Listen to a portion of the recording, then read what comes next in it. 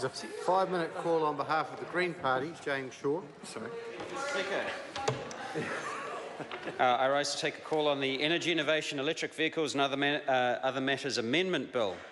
And I just wanted to start off talking about how excited the government is about this announcement, of course, because it's been a long time coming, this piece of legislation. It was first announced on the 5th of May.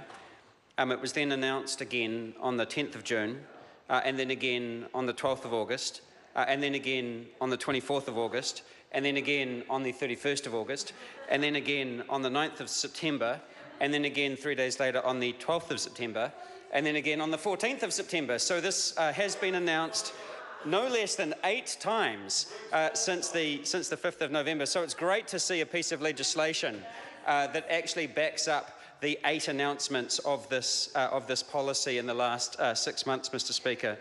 Having announced this 8 times, of course, I need to draw attention to the Treasury advice, which is that, quote, "it will not be effective," end quote. And in particular, I'm talking about the piece of the legislation that is relating to electric vehicles. And I'll come back to that in a minute, Mr. Speaker. First, I just wanted to say why it is important that we encourage mass take-up of electric vehicles in New Zealand, that we really pull out the stops on this. First of all, transport makes up 20% of all of New Zealand's greenhouse gas emissions, Mr. Speaker, and 90% of transport emissions come from ground vehicle transport. So if we were able to click our fingers and switch all of New Zealand's ground vehicle transport to electrics, then you would see an enormous decrease in our greenhouse gas emissions, Mr. Speaker. So on that front alone, it's very important that we encourage the mass take-up of electric vehicles.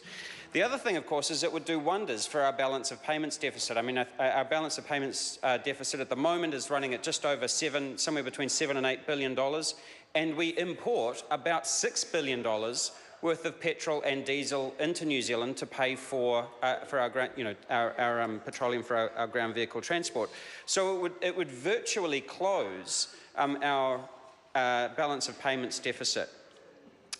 However, the legislation as it's been supplied to us so far, Mr. Speaker, is that it will not do this. It will actually not, as Treasury says, be effective in encouraging mass take-up of electric vehicles, cutting pollution and reducing our balance of payments deficit.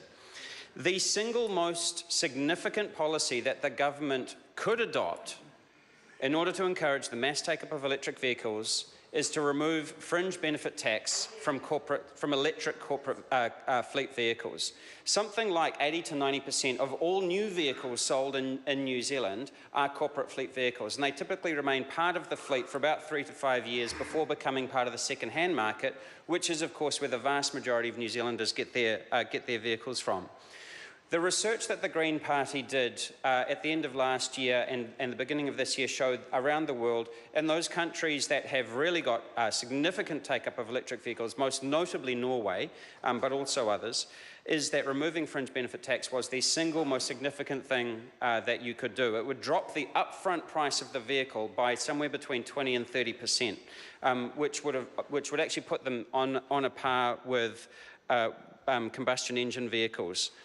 And companies want this. I mean, this policy was actually suggested by Business New Zealand, who you would think would be natural allies of the National Party on this policy.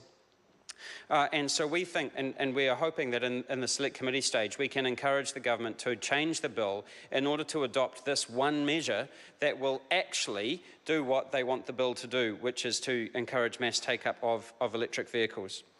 Mr. Speaker, I do have to reference this absurd notion that saying that electric vehicles can use bus lanes will somehow convert everybody in the country to go out and spend twice as much money on an electric vehicle as they currently spend on a combustion engine vehicle.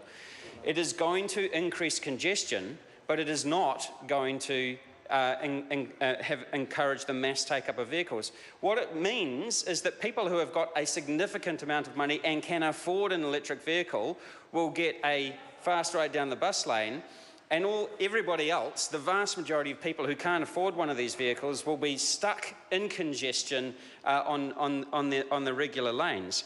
So it's an absurd policy, and the only people who it's going to encourage to buy electric vehicles are extremely well-off people who, frankly, if they want one, can buy one already. So it's a ridiculous policy, which is presumably why Treasury said it won't be effective. So, Mr. Speaker, in conclusion, we are supporting this to Select Committee. We will be looking to make improvements to the electric vehicle section and the microgrids regulatory section, but in the meantime, we support this bill.